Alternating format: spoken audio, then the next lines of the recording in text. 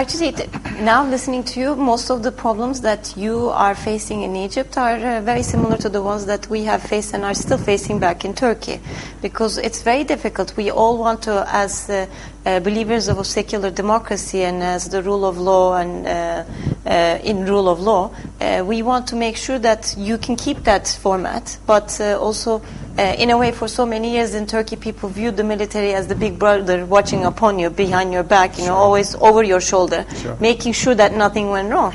But when I was looking at the statistics about Egypt, the main difference in my mind is really the economic difference. The fact that the military, as you've also said, through the conglomerates controlling most of the economy. What is your stance as a presidential candidate in terms of where the military should be in the economic sphere?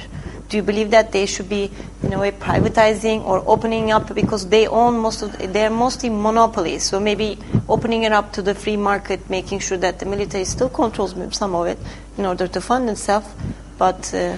Well, I really, Zeynep, don't have an informed opinion on how much they own, you know, and how they got to own it, you know, and you're right. I mean, it has to be on the basis of competitiveness. It has to be on the basis of accountability and transparency. It has to be something relevant to the role of the army. You know, is the army supposed to be? I mean, I understand that the army, you know, will buy, you know, housing projects for their own people. I mean, a lot of that stuff. But whether they get into the economic activities and whether that is compatible with the role, whether that is something good, and can they go through, you know, as you said, through a competitive, you know, process.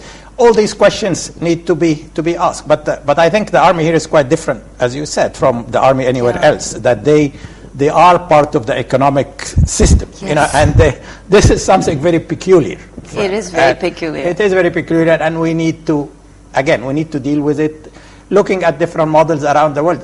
I always say here, we don't need to reinvent the wheel. You know, that is, you know, we have enough models around the world in terms of democratic system, West and East, North and South, and we need to see, you know, and to me, the important role of the army is to make sure that they are functioning army, you know, a modern army that is able to protect the country. And we live in a region, as you know, which is fraught with insecurity everywhere you look around. So it's the worst region in the world in terms of insecurity right now. I mean, that's, I would argue. You know, but on the other hand, you do not want the army running the country. And how to balance that is a major challenge for us, I think, that we need to work on it and make sure, as I said, that yes, the democracy is protected in you know, the worst case scenario, you know, but with a lot of guarantees, you know, to make sure that the army will not use that as an excuse to get into the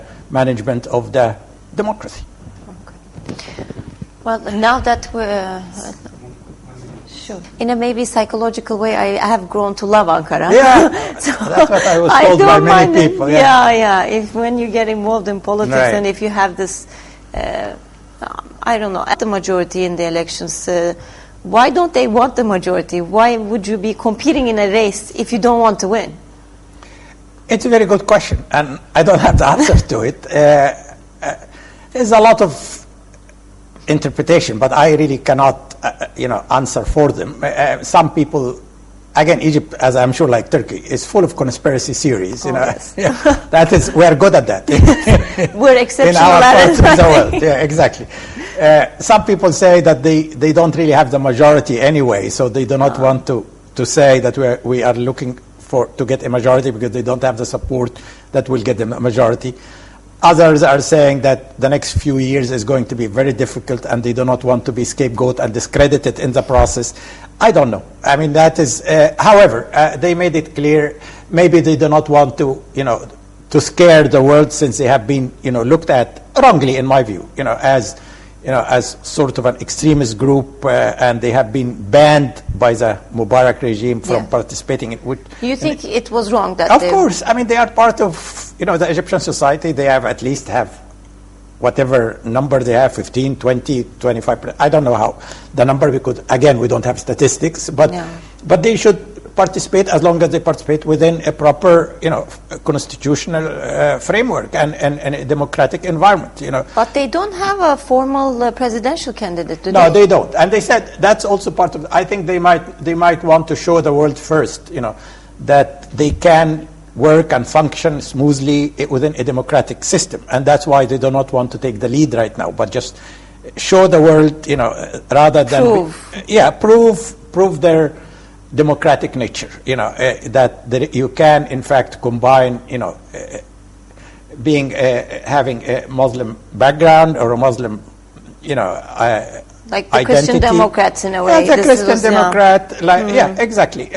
So we will see. But the whole question of the role of Sharia, I mean, again, that's a question of what do you mean by that?